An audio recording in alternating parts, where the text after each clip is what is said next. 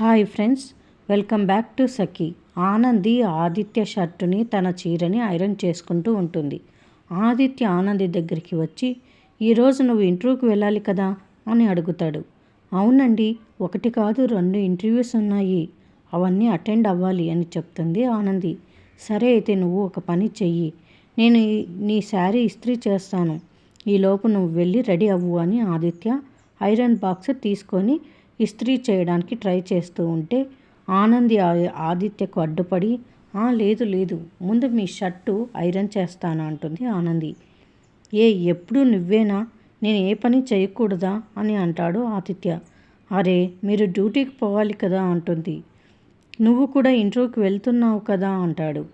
లేదు, మీకు ఇస్త్రీ చేయడం రాదు కదా అంటాది. నేర్చుకుంటాను అంటాడు. ఇలా ఇద్దరు చిలిపిగా పోట్లాడుతూ ఉంటారు. ఇంతలో ఆనందికి ఫోన్ వస్తుంది.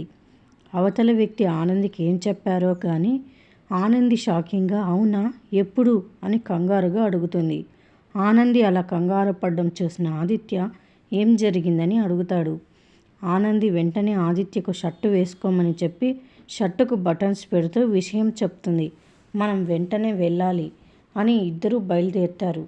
హడావిడిగా అసలు విషయం ఏంటో మనకి అర్థం కాదు. ఆనంది ఏం చెప్పిందో కూడా మనకి తెలియదు. తెలియాలంటే మరిన్ని అప్డేట్స్ కోసం ప్లీజ్ సబ్స్క్రైబ్ చేయండి. Thanks for watching.